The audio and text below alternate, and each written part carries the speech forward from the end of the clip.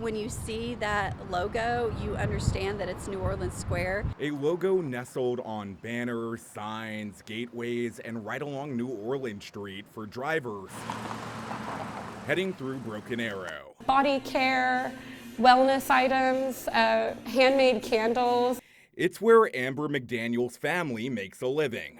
So we started our home bakery about 3 years ago. We sold at the Broken Arrow Farmers Market. Now McDaniel has a market and cafe of her own, handmade, that just soft opened last month. From the time that we announced, it felt like we had the entire city behind us, supporting us, and not only the residents, but also the city officials really investing in New Orleans Square. That investment including coming up with a name for the area, a relatively new but big step for the city and community. Snapshots from 4 decades ago show what was once a community hub in the works until city leaders say overall expansion put a pin in that progress. So in 2019, when I was elected, this intersection was right at 50% occupancy. Vice Mayor Christy Gillespie says now occupancy across New Orleans Square hovers consistently above 90%. A combination of economic investment in roads, walkability, landscaping, and promotion. Let the good times roll, Broken Arrow. Breathing fresh life into the square while giving small business owners like McDaniel a much-needed local and supportive customer base. How much does an investment like this cost taxpayer?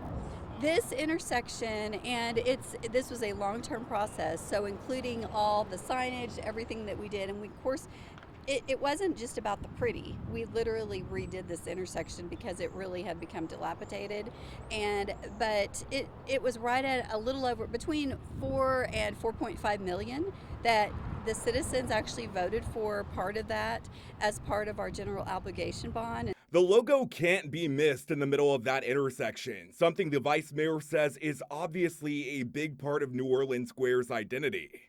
The city awarded Diversified Civil Contractors the bid for the project, a post from earlier this year saying it only took a week to get the medallion done.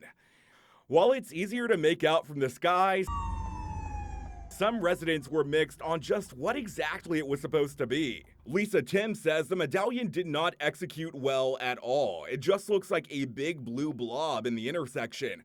I can't help but wonder how the city could have better used that money to improve other roads in the area or beautification projects. Gillespie disagrees. What I love is anytime somebody's talking about it, whether it be questioning or negative or most of the time positive, they're talking about it. And that is part of branding. Love or hate the so-called blue blob, McDaniel welcomes it as a familiar and welcoming symbol for the many years she plans to keep homemade in New Orleans Square. But it really connects the 4 different quadrants of this intersection in unity. And I think that this intersection is really special because it's full of a lot of small businesses, and the blue medallion really represents that. John Hayes, News Channel 8.